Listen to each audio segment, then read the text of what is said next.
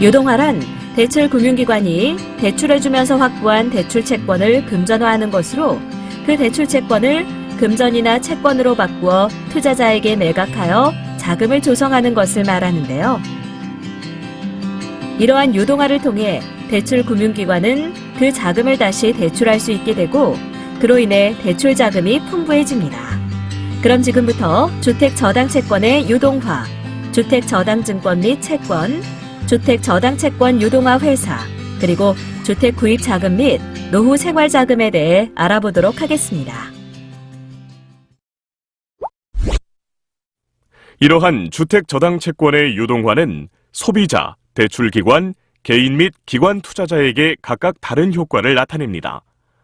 그럼 소비자에게 어떤 효과를 주는지부터 살펴볼까요?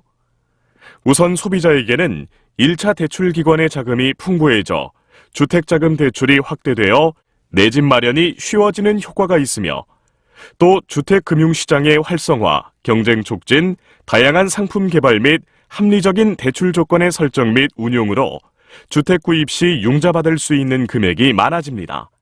뿐만 아니라 대출기관이 금리와 기간 면에서 더 유리한 조건의 대출 상품을 개발하여 제공함으로써 소비자는 선택의 폭이 넓어질 수 있으며 금융기관 간의 융자 조건의 차별화 경쟁이 일어나 대출기관 선택이 다양화되죠. 다음으로 대출기관에 주는 효과로는 먼저 국제결제은행 자기자본 비율 제고가 가능하므로 재무 건전성이 강화됩니다. 그리고 자금 조달과 운용 간의 만기 불일치 및 금리 위험 부담을 경감시킬 수 있고 자금 회전율이 높아지므로 주택금융을 지속적으로 확대할 수 있을 뿐만 아니라 대출을 위한 주택자금을 충분히 조달할 수 있습니다. 마지막으로 개인 및 기관 투자자에게는 채권과 증권을 구입하여 안정적인 수익을 얻을 수 있는 효과를 발생시킵니다. 특히 투자자는 투자 목적에 적합한 다양한 투자 상품을 제공받을 수 있으며 유동화 회사의 신용도 높아져 투자를 안정적으로 할 수 있죠.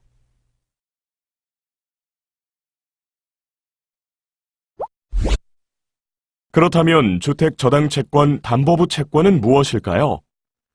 이는 주택저당채권을 담보로 발행하는 채권으로 취득한 저당채권을 기초자산으로 발행하는 수익증권입니다. 쉽게 말해 금융기관은 주택저당채권을 한국주택금융공사에 양도하고 공사는 이것을 담보로 하는 주택저당채권 담보부 채권을 발행하는 것이죠. 이때 공사는 금융위원회에 담보자산을 등록하고 MBB 투자자는 담보가 된 주택저당채권에 다른 채권자보다 먼저 배당받을 수 있는 권리, 즉 우선 변제권을 보유하게 됩니다. 따라서 금융회사, MBB 투자자, 주택구입 수요자 모두에게 이로운데요. 주택저당채권 담보부 채권을 통해 얻을 수 있는 이점으로는 첫째, 대출금융기관은 BIS 비율 개선과 고객 기반 확대가 가능하고 수익 구조를 다변화할 수 있습니다. 둘째, 투자자는 공사가 직접 채무를 부담하기 때문에 안전하게 투자할 수 있고 셋째, 중장기 상품 비율이 높아 보험 및 연기금 자금 운용에 적합합니다. 마지막으로 일반 주택 구입자에게도 자금 대출을 용이하게 하여 원리금 상환 부담을 감소시켜주는데요. 이는 주택저당채권 담보부 채권을 발행하여 조성한 재원을 주택 구입이나 전세자금 대출, 임대아파트 건설 등에 재투자할 수 있기 때문입니다. 주택금융신용보증기금은 개인 보증과 사업자 보증으로 나뉘며 또 그 안에 다양한 보증 상품들을 제공하고 있습니다. 그럼 하나씩 살펴보도록 하겠습니다. 먼저 개인 보증은 주택을 건축, 임차, 중도금, 모기지 신용 등을 위하여 주택금융기관으로부터 주택자금을 받고자 하는 개인에게 해주는 보증을 말합니다. 여기에 속하는 상품으로는 첫째, 전세자금 보증이 있습니다. 전세자금 보증은 은행에서 전세자금 대출을 받고자 할 때 담보로 공사보증서가 필요할 경우 이용하는 상품이죠. 그 종류는 일반 전세자금 보증, 집단 전세자금 보증, 신용회복 지원자 전세보증, 징검다리 전세보증 및 목돈 안 드는 행복 전세보증이 있습니다.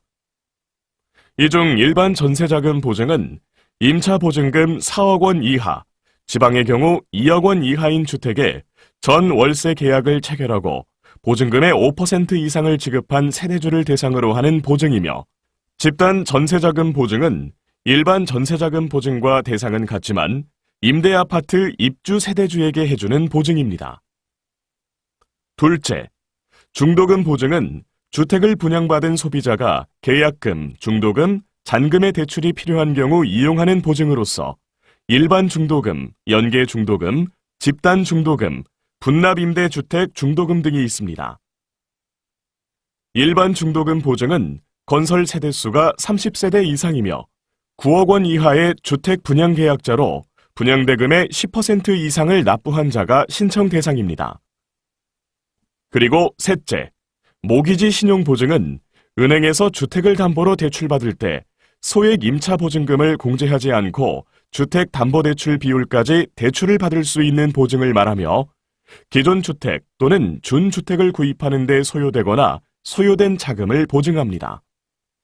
국민, 기업, 신한, 우리, 농협, 수협, 광주, 부산, 대구은행 등이 취급하고 있죠. 넷째, 그 외 개인 보증에는 다음과 같은 것들이 있는데요. 건축, 계량자금 보증은 주택을 신축, 증개축, 수선하는 데 소요되거나 소요된 자금을 보전하고자 하는 자에게 보증하는 상품이며, 임대보증금 반환자금 보증은 임차인에게 임대차 보증금을 반환하기 위하여 금융기관으로부터 대출을 받고자 하는 임대인에게 하는 보증입니다. 마지막으로 월세자금 보증은 보증금 1억 원 이하 및 월세 60만 원 이하인 주택도시기금 주거안정 월세 대출 대상자에게 매월 지급하는 월세를 지급하는 데 소요되는 자금에 보증합니다. 그렇다면 사업자 보증은 무엇이며 어떤 상품들이 있을까요? 먼저 사업자 보증이란 주택건설 사업자가 금융기관으로부터 주택 관련 대출을 받고자 하나 담보 능력이 부족할 때 대출받을 수 있도록 신용보증서를 제공하여 보증해주는 제도입니다. 여기에는 건설자금 보증, 도시형 생활주택, 프로젝트 금융보증, 매입 임대사업자 보증 등의 상품이 있죠. 먼저 건설자금 보증부터 살펴보면, 건설자금 보증이란 분양 또는 임대하기 위해 주택도시기금으로부터 공사비를 대출받고자 하는 경우 지원하는 보증을 말합니다. 지원 대상으로 주택법에 등록한 주택건설 사업자, 주택건설 사업자 등록을 하지 않고 20호 미만의 주택을 건설하는 자, 300세대 미만의 주상복합을 건축하는 자, 그리고 자사소속 근로자에게 분양이나 무상임대 포함한 임대를 하기 위해 주택을 건설하려는 사업주가 있습니다. 둘째, 도시형 생활주택은 단지형 다세대, 단지형 연립, 원룸을 건설하기 위해 주택도시기금으로부터 대출받는 경우 지원하는 보증인데요. 분양 또는 임대 목적의 300세대 미만 국민주택 건설자가 대상이며, 경남, 광주, 국민, 기업, 대구, 부산, 신안, 외환, 우리, 전북, 제주, SC제일, 농협은행, 수협은행, 하나은행 등에서 취급하고 있습니다.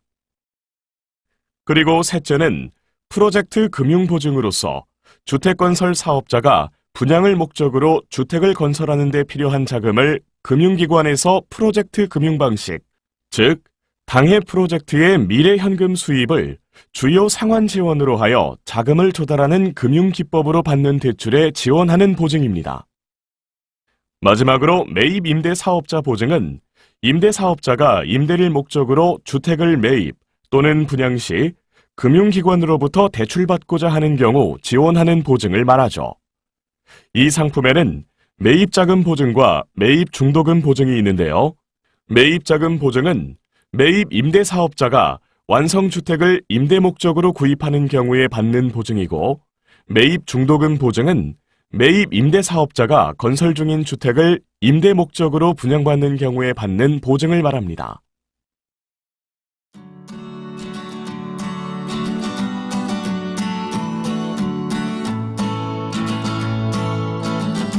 부동산학 원론. 이번 시간에는 부동산 신탁 금융에 대해 학습하겠습니다.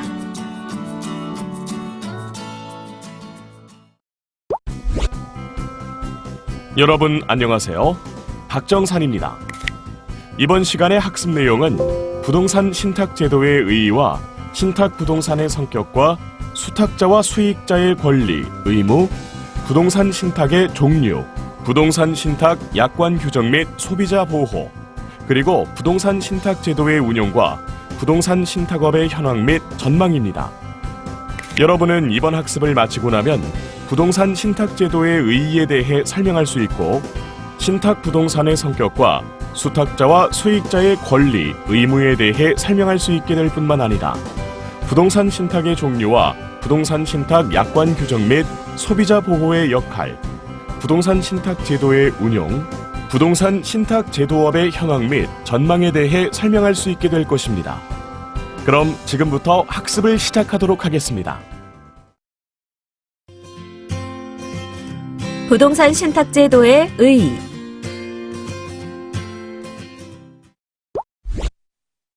자, 지금부터 부동산 신탁 제도의 의의에 대해 살펴보겠습니다. 우선 부동산 신탁이란 부동산 소유자인 위탁자가 부동산의 유지 관리나 투자 수익을 올릴 목적으로 대상 부동산을 수탁자에게 신탁하고, 수탁자는 그 부동산을 유지 관리하거나 혹은 토지를 개발하여 임대하거나 분양하여 수익을 올려 수익자에게 교부하는 행위입니다. 이때 위탁자는 계약이나 유언으로 신탁 관계를 정하는데요. 이 부동산 신탁 제도의 근거가 되는 법인 신탁법에서는 신탁을 이렇게 정의하고 있습니다. 신탁이란 신탁 설정자, 즉 위탁자와 신탁을 인수한 자인 수탁자와 특별한 신임 관계에 기하여 위탁자가 수탁자에게 영업이나 저작 재산권 일부를 포함한 특정의 재산을 이전하거나 담보권의 설정 또는 그 밖에 처분을 하고 수탁자로 하여금 일정한 자 또는 수익자의 이익 또는 특정의 목적을 위하여 그 재산의 관리, 처분, 운용, 개발, 그 밖에 신탁 목적을 달성하기 위해 필요한 행위를 하게 하는 법률 관계이다. 이 정의는 단순히 관리나 처분을 정한 것이 아니고 처분, 개발 등 필요한 행위를 인정하는 광의의 내용을 포괄하고 있으며 부동산 신탁에도 그대로 적용할 수 있습니다. 즉, 이 신탁법은 부동산 투자 신탁 행위까지를 포함하는 광의의 재산 관리를 포함한다고 할 수 있죠. 그럼 재산관리 수법으로서 부동산 신탁은 어떤 특징을 갖고 있을까요? 첫째, 부동산 신탁은 부동산 재산권을 대상으로 하는 제도이며, 둘째, 등기 명의인을 수탁자 명의로 귀속시킨다는 것입니다. 그리고 셋째는 수탁자가 배타적으로 부동산의 관리, 처분권을 가지나 어디까지나 신탁 목적에 따라 수익자의 이익을 위해 부동산을 관리, 운영해야 한다는 점입니다.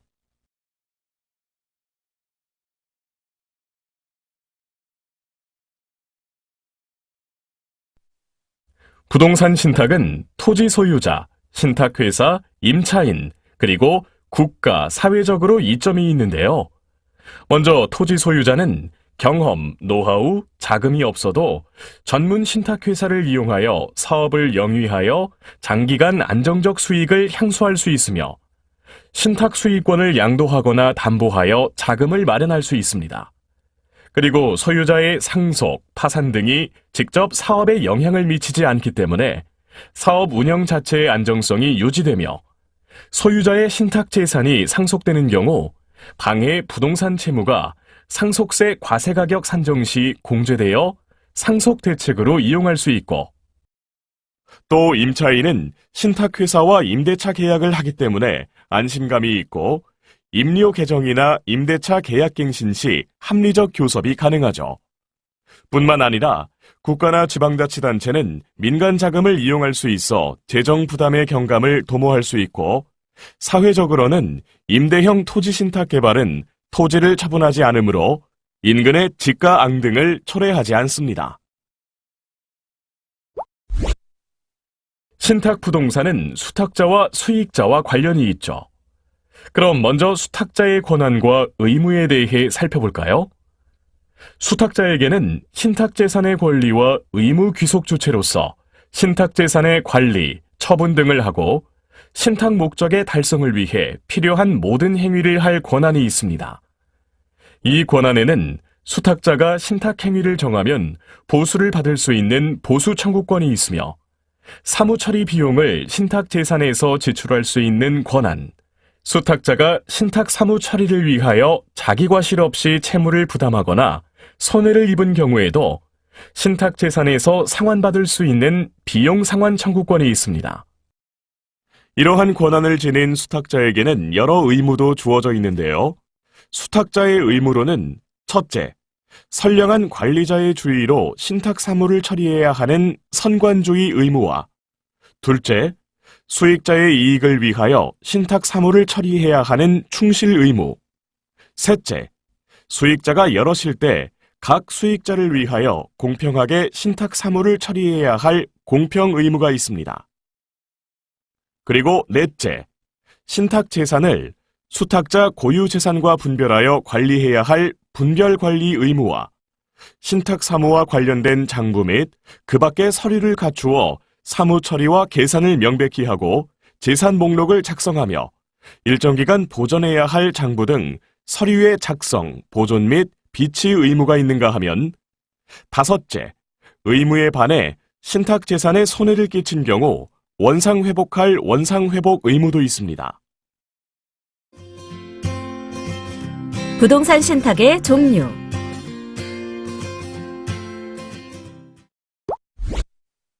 지금부터 부동산 신탁의 종류를 살펴보겠습니다. 부동산 신탁은 관리 운영 방법에 따라 토지 신탁, 담보 신탁, 관리 신탁, 처분 신탁, 분양 관리 신탁, 국 공유지 신탁으로 나누어 볼 수 있습니다.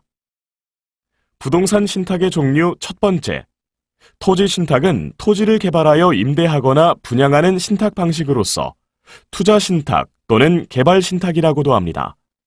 이 신탁 방식은 토지 소유자가 토지의 유효 이용을 도모하여 이익을 올릴 목적으로 그 토지를 수탁자에게 신탁하고 수탁자는 신탁 계약이 정하는 바에 따라 건축자금의 조달, 공사 발주, 건물의 건설, 임차인 모집, 임대, 건물의 유지 관리 혹은 분양하고 그 관리 운영의 성과를 신탁 배당으로 토지 소유자에게 교부하는 방식이죠. 토지 신탁은 분양형 방식과 임대형 방식으로 나뉘는데요. 우선 분양형 방식에는 건물 분양 방식과 택지 분양 방식이 있으며 임대형 방식과 같으나 토지 건물을 임대하는 대신에 분양하여 처분한다는 점이 다릅니다. 그리고 임대형 방식은 토지 신탁의 기본형이라고도 하며 건물 건설 임대형과 택지 조성 임대형으로 나눌 수 있습니다. 분양형 방식의 사업 절차는 보통 상담 및 신탁 의뢰 후 기본 조사를 하고 사업 제안서를 작성하고 협의 후 사업 약정을 체결합니다. 그 후 실시 계획을 작성하고 협의를 진행하고 신탁 계약을 체결하고 신탁 등기 후 설계 및 시공을 합니다. 다음으로 분양을 하고 건물을 준공하며 관리 운용 후 신탁 종료의 순으로 진행합니다. 다음으로 임대형 방식은 컨설팅 단계, 사업 계획 단계, 신탁 및 건설 단계, 관리 운영 단계로 사업이 진행됩니다. 두 번째, 담보 신탁은 부동산 소유자가 금융기관을 우선 수익자로 지정하고 소유 부동산을 신탁회사 앞으로 신탁 등기한 후 금융기관으로부터 대출받는 신탁 상품으로서 근저당보다 경제적이고 편리하게 이용할 수 있는 신탁 방법입니다. 이 제도는 저당권 설정 때와 비교해 여러 이점이 있습니다. 첫째, 신탁 재산의 독립성으로 인해 파산 재단에 속하지 않으며 둘째, 위탁자의 채무 불이행 시 부동산 신탁회사가 신탁 부동산을 공매 방법으로 신속히 환가 처분하여 경매의 장기화나 저가 경락으로 인한 손실을 방지할 수 있습니다. 또 셋째, 신탁 전에 생긴 권리 또는 신탁 사무 처리상 발생한 권리에 기한 경우 외에는 신탁 재산의 강제 집행이나 경매가 불가하여 재산권 보호에 유리하며 넷째, 오피스 빌딩, 개발 예정지 토지, 리모델링 등 지속적이고 계획적인 관리가 필요한 부동산을 담보로 금융기관에서 자금을 조달할 때 편리할 뿐만 아니라 5째, 개발 사업 후 미분양 물건을 담보로 신규 대출을 할 때도 이용할 수 있습니다. 부동산 신탁 약관 규정 및 소비자 보호. 이번에는 부동산 신탁 약관 규정과 소비자 보호에 대해 알아보겠습니다. 먼저 부동산 신탁 기간은 관리 신탁이 1년 이상 30년 이내, 처분 신탁이 신탁재산 처분 시까지이며 5년을 초과할 수 없습니다. 토지 신탁의 경우 임대형 방식이 건축물 또는 택지 등의 임대 후 5년 이상 30년 이내이며 분양형 방식은 분양 종료 시까지이며 5년을 초과할 수 없다는 규정이 있었으나 현재는 폐지되었습니다. 따라서 신탁은 당사자 간의 자유계약으로 하도록 하고 있으며 소관부처인 법무부는 신탁법, 신탁법 시행령을 제정하여 관리하고 있습니다. 그리고 종전의 신탁 업무 감독 규정은 신탁회사가 4가지 기준에 따라 신탁거래와 관련된 약관 또는 표준계약서를 작성 운영하여야 한다고 정하여 소비자 보호 규정을 두었습니다. 첫째, 신의 성실의 원칙에 따라 공정하게 작성 운용하여야 한다. 둘째, 위탁자 및 수익자 등 신탁회사 이용자의 권익을 최대한 보호하여야 한다. 셋째, 신탁거래 질서가 건전하게 유지될 수 있도록 해야 한다. 넷째, 약관의 규제에 관한 법률 등 관련 법규에 위배되지 아니하여야 한다 등이 있었는데요. 이러한 내용과 상관없이 현재 약관에는 선관주의 의무나 충실 의무 내용 정도가 포함되고 그 외는 계약상 내용이 주를 이룹니다. 한편 이러한 내용의 일부는 새로 제정한 자본시장과 금융투자업법에 관한 법률에 승계되었습니다. 이 법 제1편 제4장 제2절 제4관에는 신탁업자의 업무행위 규칙이 상세히 규정되어 있는데 주요 내용은 선관 의무 및 충실 의무, 불건전한 영업행위의 금지, 장부 서류의 열람 및 공시, 신탁재산의 회계 처리 등 회계감사인의 손해배상 책임 등이 규정되어 소비자를 보호하고 있습니다. 부동산 신탁제도의 운용.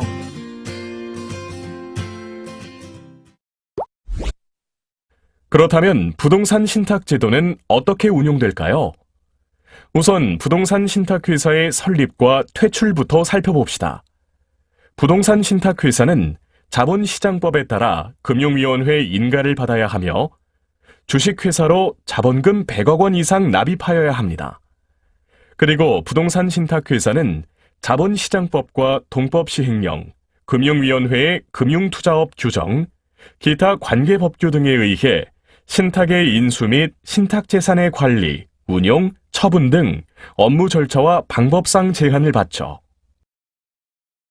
반면에 부동산 신탁회사의 퇴출은 금융위원회의 결정을 따르는데요. 즉, 금융위원회는 해당 회사가 중대한 위법이나 불건전한 영업으로 신탁거래 질서를 문란하게 하거나 허위 기타 부정한 방법으로 신탁업 인가를 받았거나 영업정지 기간 중 영업을 하는 등의 행위를 하는 때에 인가를 취소할 수 있습니다. 뿐만 아니라 금융위원회나 금융감독원의 명령, 지시 등에 위반하거나 공익을 해하는 행위를 한 때는 영업정지를 명할 수 있습니다. 다음으로 부동산 신탁회사의 자금 운용을 살펴보죠. 부동산 신탁회사의 자금은 고유 계정에서 발생하는 자금, 즉 고유자금과 신탁계정에서 발생하는 자금인 신탁자금으로 구분하여 운영해야 합니다. 이것은 신탁재산과 수탁자의 이해관계 충돌을 회피하고 수탁자의 신탁재산 분별관리 의무를 충실히 이행하기 위해서입니다. 이렇게 분류된 고유자금과 신탁자금은 운용 방법도 다른데요. 먼저 고유자금은 부동산을 담보로 하는 대출, 부동산의 매입, 부동산 또는 법령에 의하여 설정한 재단을 저당으로 하는 대출에 운용됩니다.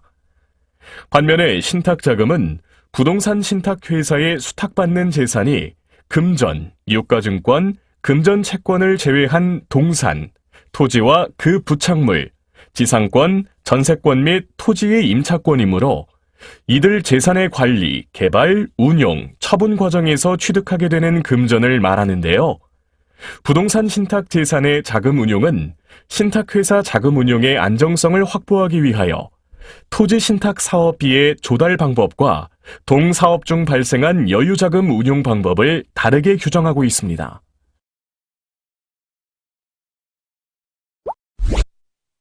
그럼 회계 처리와 부수 업무는 어떤지 살펴볼까요?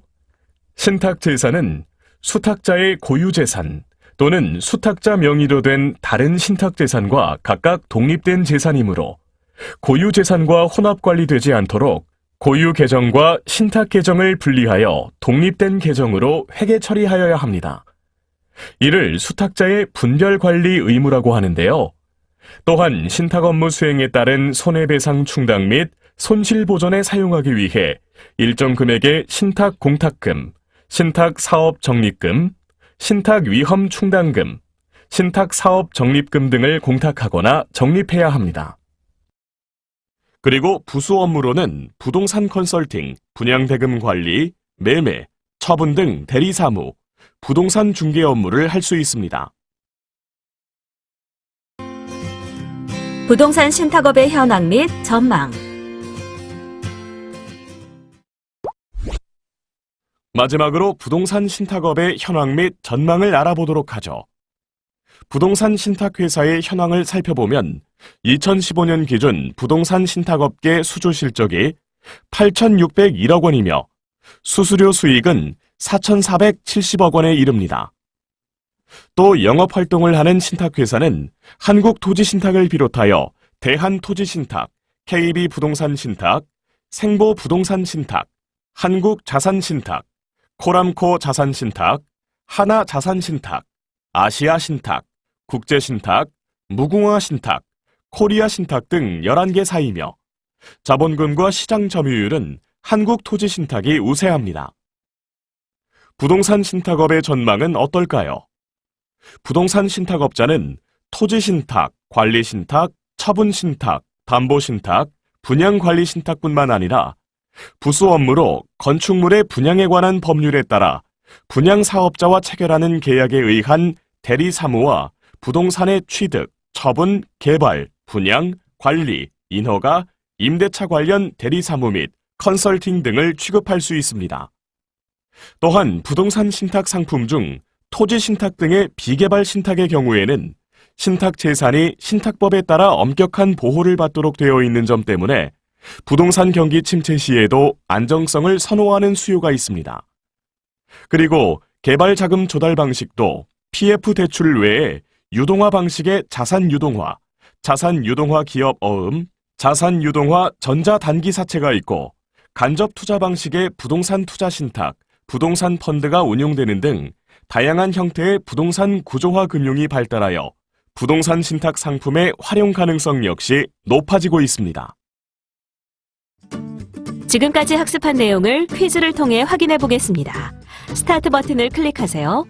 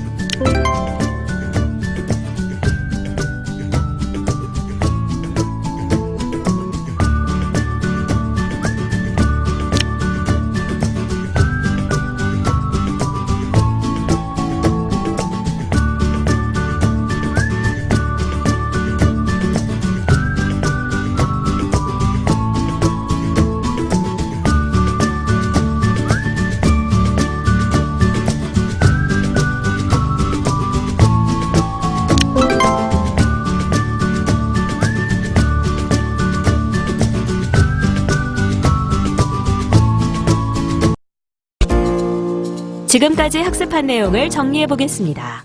학습을 상기하면서 내용을 확인하세요.